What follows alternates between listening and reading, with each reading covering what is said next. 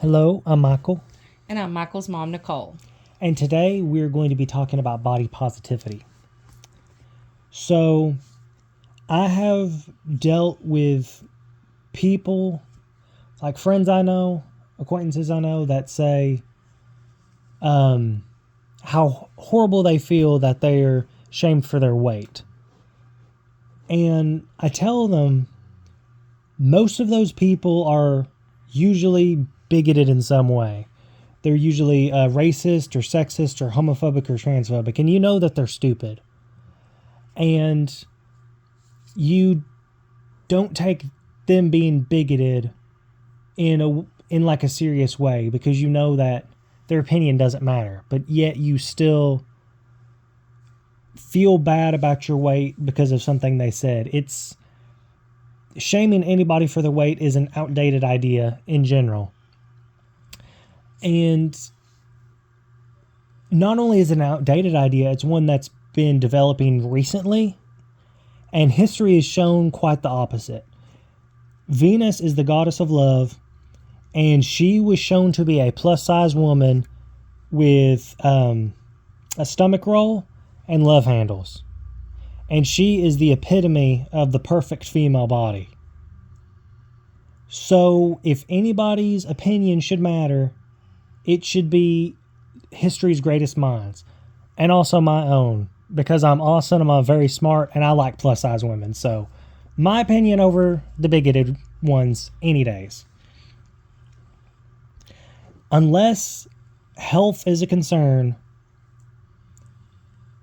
where the doctor is telling you that you need to lose weight Or gain weight. or gain weight, because it can go either way, then you shouldn't care, unless it is that. And these people telling you that, where's their lab coat? Where do they get their degree? Are they your physician?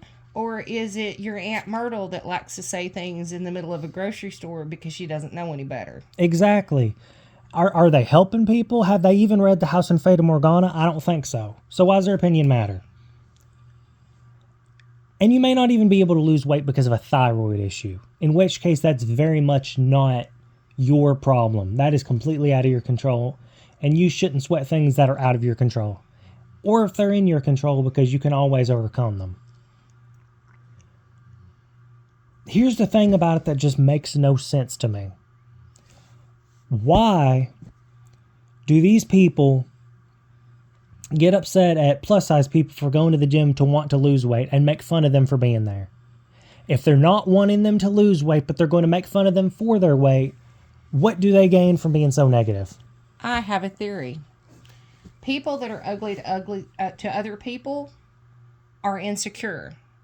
And so they lash out at the people around them. I mean, we've heard it. We've seen it. We've heard and seen people make comments about, oh my God, they should eat a sandwich, or, oh, look at how much weight she's gained. Folks, I have news for you. It's none of your business. Their bra size, their bank account number, or the number on the scale, or their height is nothing to you. It's not. I'm sorry. And too often it happens in families too. And it starts so young. It is not cute or funny to call kids stick figures or chubby or chunky. Words matter. In my generation, because I'm quite old, I'm 50, we were told to just toughen up. Words can't hurt you. It's crap. And guess what our generation produced? People with eating disorders. People with anxiety about the way they look. And the next generation, children are literally dying by suicide. They are dying by anorexia and bulimia. Is it that freaking important to you to talk about the way a kid or an adult looks that you're willing to jeopardize their health? If so, you're a bully. That's it. Period. Done. You're a bully. If you can't say something positive, if you can't say something productive, then be silent. Then shut your mouth. There's no polite way to say it. I can't imagine having to try to tear anybody down like that. Why would you want to? When you have a chance to build people up, This is actually our second take, y'all, and I'm going to tell you why. We were so passionate in the first take. We were so overcome with emotion that maybe we said some words that would be frowned upon. Okay, Mom, if you're listening, I said curse words. I'm 50. You know it. It was more a me problem. And you're 25, and we know it. The point is, this matters to us because we've seen people hurt by it. We know people and love people that have suffered from eating disorders. Now, we weren't a part of their lives then. We weren't. We didn't know them at that point in their lives. What's terrifying to me is there was a chance that we wouldn't have known them. If they hadn't got those eating disorders under control, they wouldn't be a part of our world because somebody in their life, and in some cases a family member, tore them down so much they made themselves sick because of words. Words have power whether you want to believe it or not. They do, and I can't even imagine it being a family member. How can you call yourself a member, that person a member of your family, and treat them like that? It's disgusting. I mean, it is disgusting. There's no reason to ever tear somebody down, but to tear down your own family, I don't understand it. We're very lucky. We have a very loving family. I mean, I've been a size 4 and I've been a size 16. I've been 120 pounds and 220. And I'll tell you, folks, none of it's been anybody's business, period. End of story. I'm lucky enough that you two have never made it matter, no matter what size I was. Some people don't have that. And that's the point of this today. We're asking you to be that person that lifts somebody else up. You don't have to say something nice about their weight if you don't think their weight's healthy. Number one, if you're not their doctor, it's still not any of your business. But you can say something nice to them in general. You're right. It can come down to anything. Just any compliment can help people a lot more than you think it does. And take up for people if you see them being bullied. And don't be that person that's sitting there snickering or silent when somebody else is being torn down. Because other people will hear it and they will judge you for being a bully because you're just as bad. If you don't speak up, then you're just as culpable. Exactly. Inaction is why so many of the worst historical tragedies have happened. So don't claim that you care so much about the political issues if you're going to sit and do nothing about it. Don't try to act like you're a revolutionary when you're not a revolutionary. Malcolm X, who was an actual one, who was the best one, said by any means necessary. So be good to people by any means necessary, and if you see wrongdoing, by any means necessary, stop it. And we're not calling for something catastrophic. Just say, you know what, you really shouldn't be saying that. It's really as simple as that. Of course, if you want to get creative with it, there are some really fun insults that have nothing to do with your body and a lot to do with the level of stupidity it takes to tear another person down. If the only thing that you can say in life is something negative to somebody else, perhaps it's time to read a book, go to church, make a friend, paint something, do something that's not negative. Because you are part of the problem if you're saying it or if you're standing by while it's said. You're right. You cannot be more right about that. Thank you. It's just...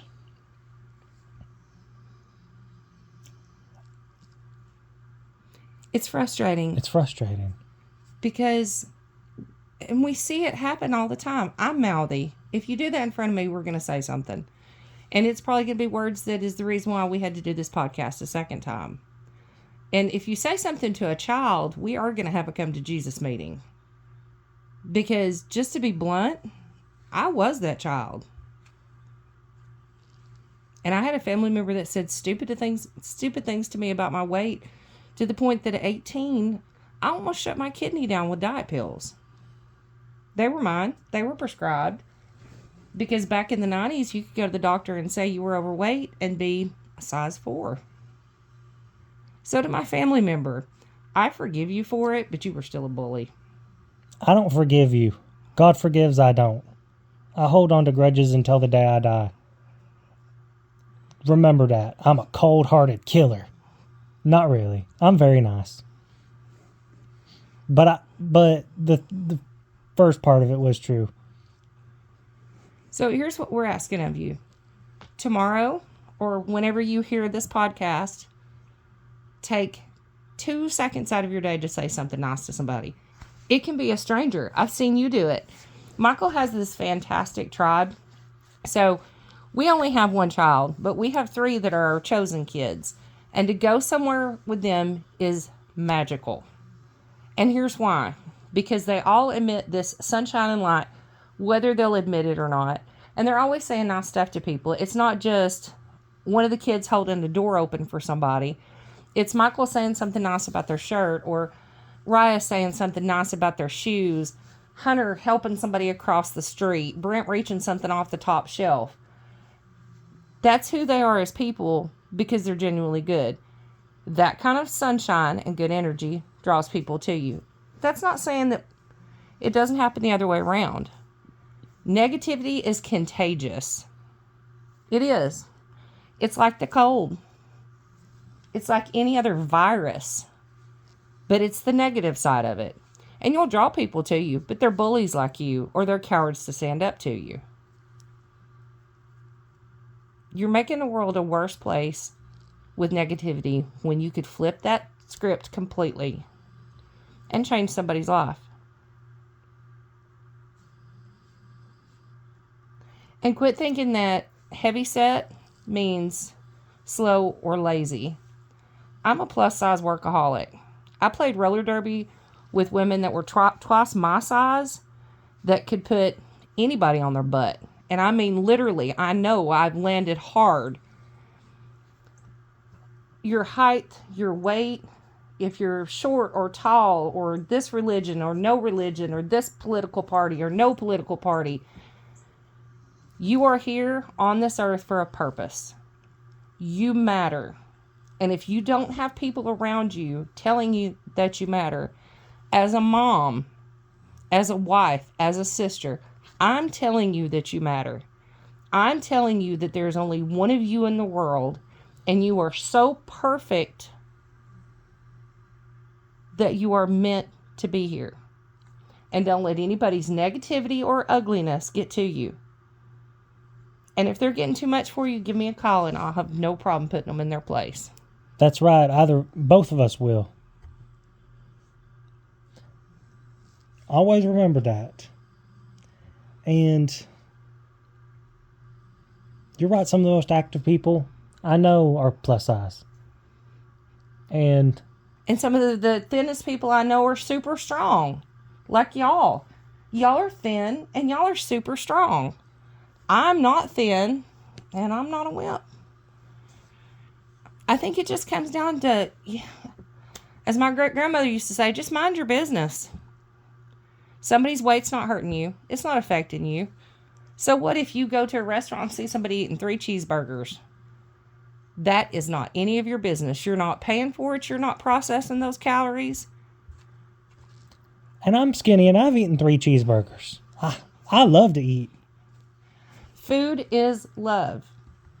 And in our house, we say that all the time. We love to feed people because it's how we tell you we love you. So if you're listening and we fed you, we love you.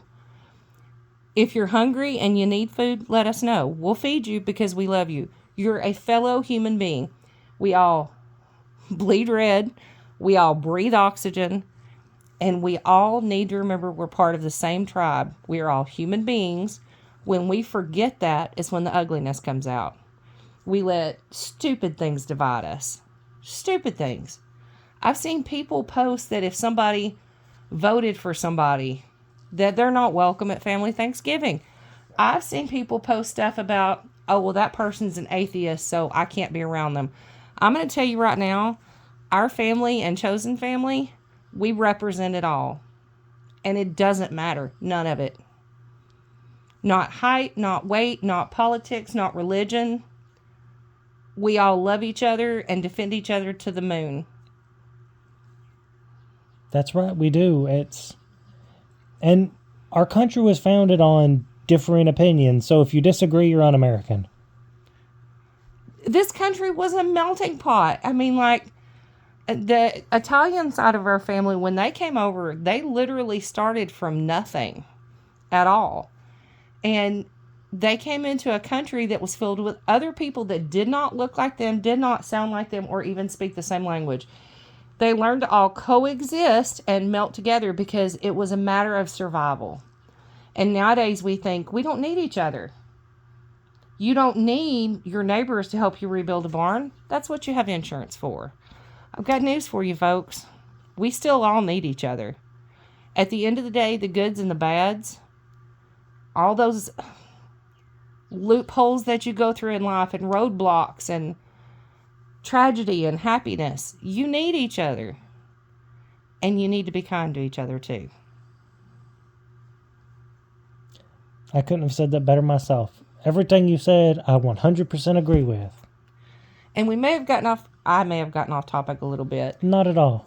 But body positivity and mental health are super important. Your generation's talking about it now. My generation didn't. The only time mental health was discussed was our generation was when we first started hearing about PTSD from the superheroes in the military that came back from wars and were mentally and physically scarred. Your generation's talking about all of it. And that's fantastic because that's how things get better. Thank you very much. Well, we are signing off. We hope you have learned a lesson. We hope you have learned to love yourself or to do better. And we love you, every one of you. If you're within the sound of our voice, you are loved. That's right. This is Mom and Michael signing off. Bye.